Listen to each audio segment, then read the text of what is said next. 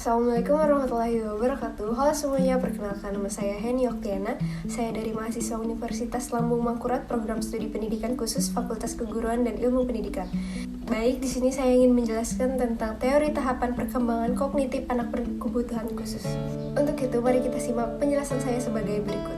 Baik, di sini saya ingin langsung menjelaskan tentang teori tahapan perkembangan kognitif. Sebelum itu kita perlu mengetahui dulu apa sih yang dimaksud dengan teori perkembangan kognitif.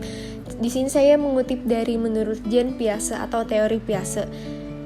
Menunjukkan bahwa kecerdasan berubah seiring dengan pertumbuhan anak atau perkembangan kognitif seorang anak bukan hanya tentang memperoleh pengetahuan, anak juga harus mengembangkan atau membangun mental.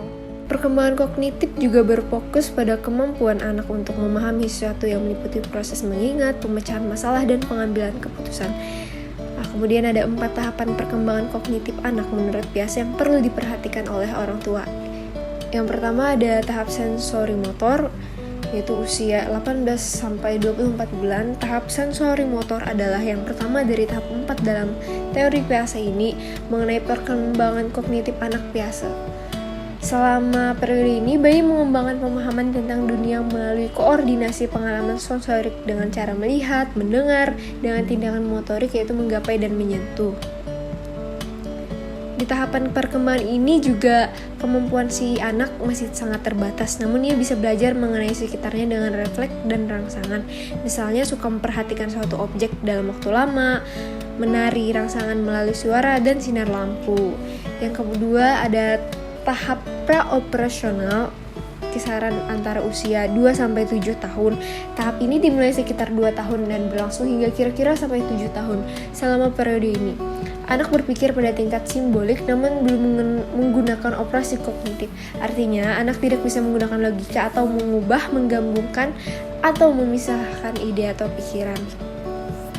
Namun di tahap ini perkembangan kognitif si kecil juga mulai memahami suatu secara simbolik, misalkan dengan mengumpulkan benda berdasarkan kriterianya.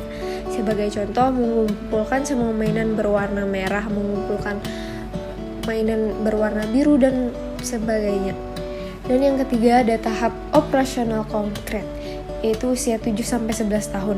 Perkembangan kognitif anak pada tahap ini berlangsung sekitar 7 sampai hingga 11 tahun, ditandai dengan perkembangan pemikiran yang terorganisir dan rasional.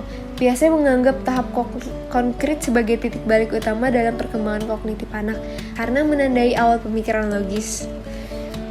Di tahap ini anak sudah memahami konsep sebab dan akibat secara rasional dan sistematis. Sikap egosentrisnya perlahan mulai berkurang dan mulai memahami jika tidak semua orang dapat mengutarakan pemikiran dan perasaan.